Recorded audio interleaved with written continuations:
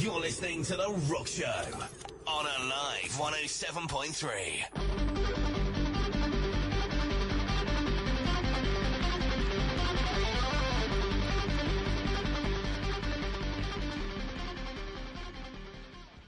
I'm with Phil Mitchell, bass guitarist with Dr. Feelgood. We're backstage at the Cluny in Newcastle just before the band go on stage. And Phil, thanks for spending some time with us tonight. Can you tell us what Dr. Feelgood have been up to recently and where you've been touring? We've just been out last week in Switzerland, done 5 gigs out there. One of our favourite gigs of all time, a club called the Mühlehunsiken, which is near Bern, a little town called Rübigen. It's in an old grain store, big high building with lots of balconies, and you go on stage and the people are kind of in front of you, above you, all around you. And the guy that set this club up, a little bit of an eccentric man, he used to collect all sorts of artefacts and things. I mean, above me, hanging out above the stage, is a flying pig, and there's old organs out of cinemas, and there's a concrete statue in the garden of Bart Simpson, which is 6 foot high. It's just a load of complete crazy sort of collection of things.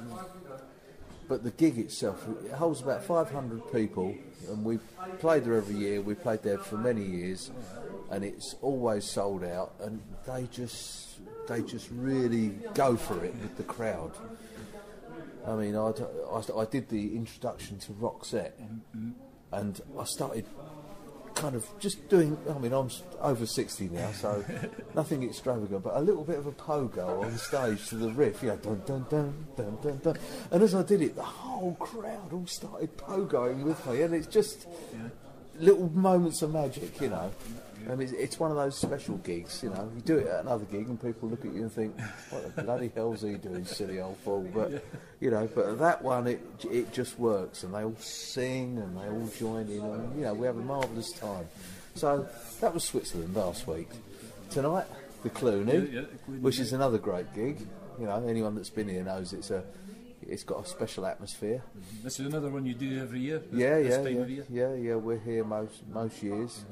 And you know, long may it continue, really. You know, and it's great that, you know, Neil and all the men from Dumfries are here to see us, which I know is a bit of a journey for them.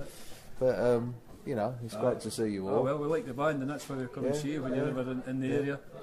But when did you start playing the bass guitar, and what made you start with the bass? Ah, well, I started in school.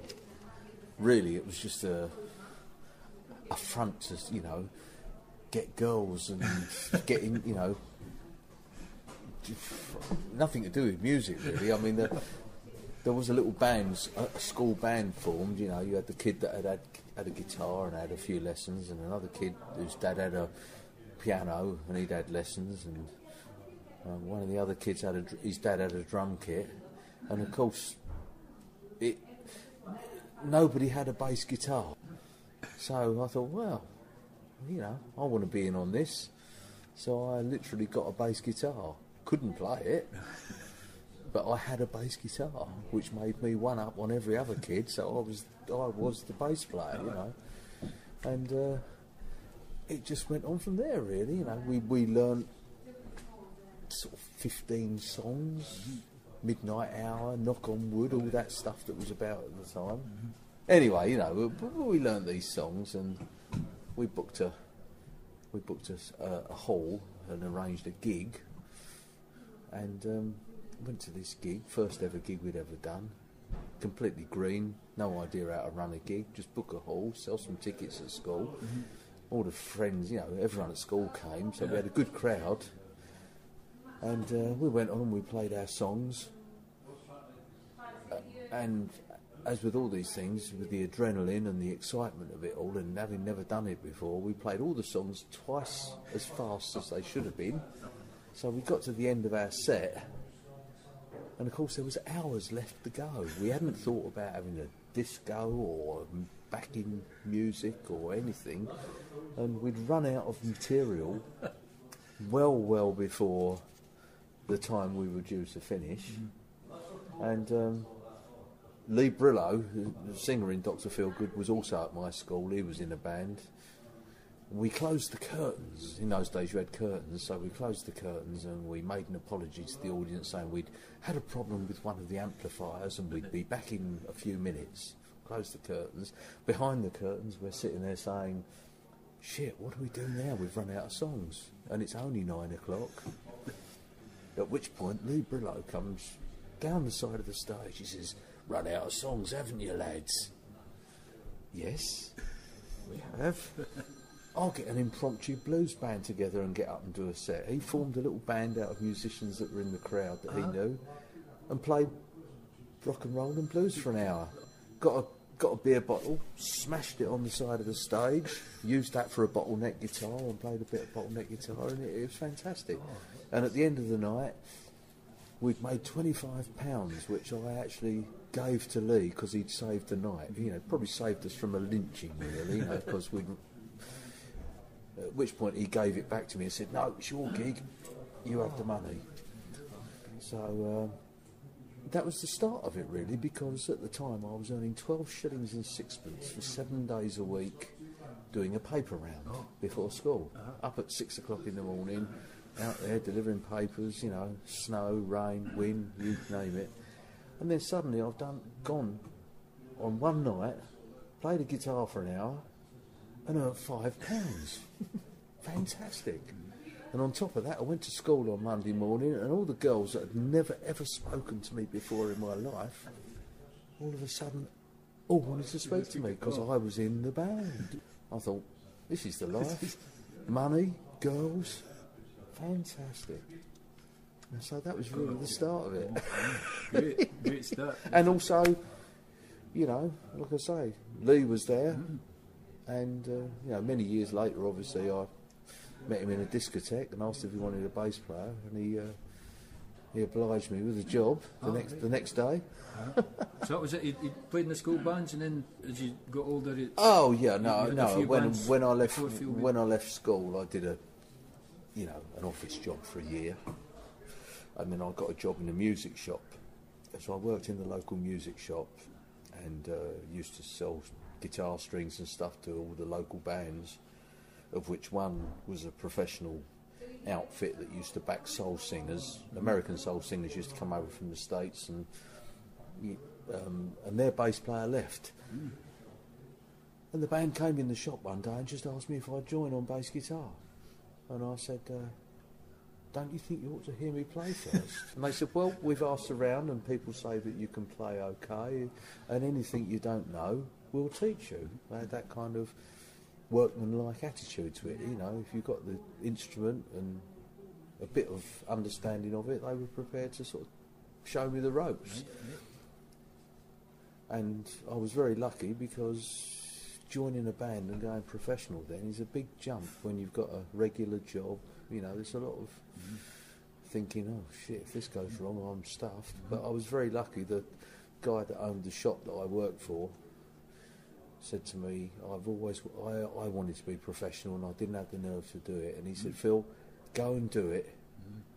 And if after 6 months it all goes wrong, you can have your job back in the shop. So I was given the opportunity to have a go at it and know that I had a job to go back to if it went wrong. You know, so I was very lucky. And so I left the music shop, went on the road with the band, and you know, first few jobs played with Rufus Thomas and Limmy and the Family Cooking and a few other sort of American bands, and that led to a few other bands, and also spent a few years trying to get my own band going. You know, music's a funny business, you know. You lurch from one band to another, and you know, you're forever trying to just, you know, find that magical thing that's going to make it for you.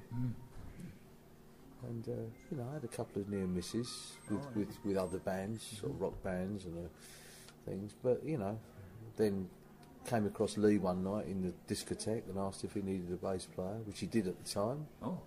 And off we went with Feelgood. That was 31 years ago. 1983 then, that's? 1983, yeah. Was Feelgood off the road kind of thing then at that stage? Well, they were kind of in a bit of a black spot. You know, the original rhythm section, Big Figure and Sparko had left, and they had a guy called Johnny Guitar on guitar, and he'd got in a couple of his friends on bass and drums, and I went to see them at a gig in the Red Lion in Brentford. You know, because being local, you know, I'd followed the Feelgood career. And I say Lee was at the same school, which Kevin was also at. Oh. You know, it is a sort of a small community. You do sort of follow each other's progress. And the gig that I went to looked a bit sad, really. They looked disinterested. I got the feeling that they were on the verge of breaking up, which, as it turns out, they were. And then when I saw Lee in the disco, we used to have this local disco, the 06, we just used to have a jam night on a Monday night. All the musicians used to go down there, basically get pissed, get up on stage, and if you played on stage, you got a free beer ticket. So everybody was getting on stage for free beer. And Lee was there at the bar. And I said, if you need a bass player, and he said, well, the band has sort of folded up at the moment. And he got offered a very good gig, a festival in Monte Carlo, but he didn't have a band, so he asked me if I'd play bass, and he'd also auditioned Gordon Russell 2 years before for Feelgood. When when Chippy Mayo left, Johnny Guitar joined the band, but Gordon had also auditioned for him. But at the time he was very young, and they felt he was a little bit too young for the band image. They were a band of men. Gordon looked a bit like a schoolboy. I mean, he still does. He's 50 now, but he still looks like a schoolboy. So he didn't get the gig, even though at the time Dean Kennedy, the roadie, had said to Lee, you should get Gordon. He's the guitarist for this band. But they didn't. They went for Johnny Guitar. He was a big brash American. He was also in, what was the name of his band? I can't remember the name of his band, but he was already in a semi-successful R&B band on the London circuit. So he got the gig, but it kind of went downhill from there. Anyway, so when we got this Monte Carlo gig, he phoned up Gordon Russell and said would he come along and do it. I'd actually done a gig with Gordon a month before, because he was playing in Gino Washington's band that had played at this 06 club, and the night they were playing, Gino phoned up to say he couldn't make the gig because his bass player had left the night before. But I was friends with the manager at the 06, a girl called Maureen, manager, and she said to Gino, come down to the gig, I can supply you with a bass player who can do the gig for you. So she phoned me and said, would I play with Gino Washington? I said, yeah, I'd love to. So I went down, did the gig. Gordon was in the band, so I met Gordon. And a month later, when Lee said, oh, we've got this guy called Gordon Russell doing the gig, I said, I gigged with him a month ago with Gino Washington. Nice guy, great guitar player. I'm looking forward to it. So that was the kind of the nucleus of the new Dr. Feelgood. And as it turns out, the guy that was playing drums, Buzz Barwell, went on holiday. And so they drafted in the Big Figure to do the gig. So the very first Dr. Feelgood gig I did was with the original drummer, Big Figure, myself, Gordon Russell and Lee. And it was a great success. And phoned the agent. Chris, the manager, phoned the agent and said, new band sounds good. By the time we got back to England, there was a string of dates. Came in. People were interested. You know. And that was 1983, and now it's 2014, and here we are, doing the same old thing. The faces have changed again. Changes, yes, but still the same. You know, same song, same vibe. So you know, it's great. At the moment, then, so what equipment are you using on stage, guitar, amp-wise? Well, I've got my trusty old Fender Precision, which I've had right since the start of when I started playing. Which at the moment I'm not playing tonight. I've got a bit of a botched together. It's a Fender Precision. A friend of Steve's makes pickups. He made me a nice Precision pickup, and another friend of mine, Wayne Bronze, who sprays motorbikes and is also a very good drummer and has done gigs with us recently.